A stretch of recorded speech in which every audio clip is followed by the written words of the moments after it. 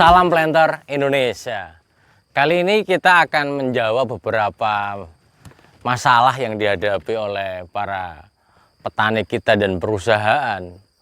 Terutama sih petani kita ya, yang kita berbudidaya secara konvensional, adalah menghadapi yang namanya buah cengkeh atau buah landa. Buah cengkeh dan buah landa tidak hanya merugikan secara ekonomi saja, namun secara akan mengurangi populasi yang akan terpanen secara total. Sebagai contoh, di mana saya berada ini adalah suatu perusahaan di mana bahwa dari 4.338 di blok ini hanya satu tanaman saja yang mengalami buah landa atau buah cengkeh ini.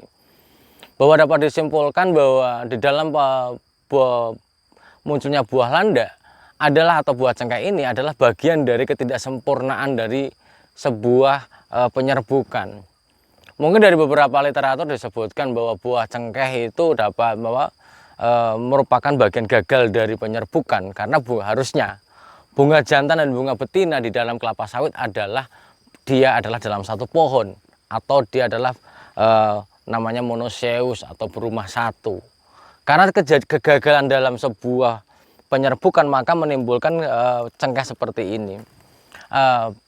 Ada banyak faktor yang melatar belakangi dari ketika buah cengkeh ini, yaitu misalnya apakah dia penggunaan pupuknya, penggunaan penyemprotan atau herbisidanya dan lain sebagainya.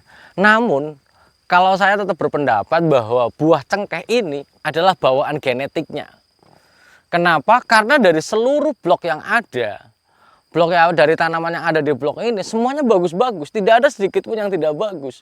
Semuanya berbuah sempurna, hanya satu ini saja, di mana dia tetap mendapatkan asupan gizi yang cukup, dia mendapatkan penyemprotan yang hampir sama, perlakuan yang hampir sama, kastrasi sanitasi juga hampir sama, tapi tetap satu ini saja.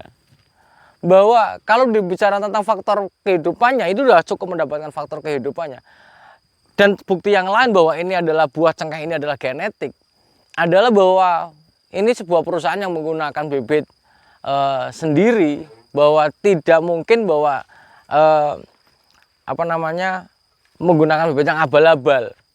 Artinya bahwa ini sudah melalui riset yang panjang, namun masih dalam satu blok ini. Mungkin saya tanya sama manajemen yang ada di sini, dalam satu luasan ini hanya satu ini aja. Berbayangkan aja, dari ratusan ribu pohon hanya satu ini saja pohon yang cengkeh. Maka bahwa kesimpulan saya adalah bahwa ini adalah faktor genetis. Kenapa dari sampai muda sampai tua sudah ditreatment, dikastrasi, tetap masih menimbulkan bunga cengkeh ataupun bunga landa ini. Sama sekali tidak ada buahnya, ini sampai tua seperti ini. Karena beberapa kasus yang ada di masyarakat kita bahwa bunga cengkeh itu sampai 30%, sampai 20%. Kalau itu yang terjadi, bahwa itu adalah gagal penyerbukan yang disebabkan karena memang bibitnya, pemilihan bibitnya adalah bibit abal-abal, saya bilang. Karena tidak mungkin, karena sebuah perusahaan institusi yang mengeluarkan bibit atau yang sudah bersertifikat asli, itu tidak akan mungkin melakukan riset yang abal-abal. Artinya jika lebih daripada 20% jelas itu bibitnya abal-abal. Mungkin dia kentosan, ataukah dia mungkin bibit yang katanya asli ternyata palsu. Maka saran saya adalah gunakan bibit yang bersertifikat dan asli dari outletnya. Jangan menggunakan bibit yang dari teman, dari siapa-siapa yang temannya itu kadang-kadang ya itu tadi, teman makan teman.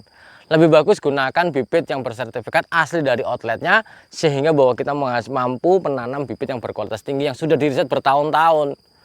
Kadang-kadang ada memang genetik satu ya wajar. Namun kalau lebih daripada 5%, 10% penyimpangan dari suatu masalah genetik ini sudah dia di luar nalar. Maka beberapa teman menanyakan apakah boleh diklaim. Jangankan diklaim, kalau lebih daripada 5% bunga jantan dari sebuah sertifikat, besok akan datang orang yang dari institusi yang akan menjual kecambahnya. Mungkin itu saja yang dapat saya sampaikan. Sekali lagi, semangat para petani Indonesia. Salam planter Indonesia.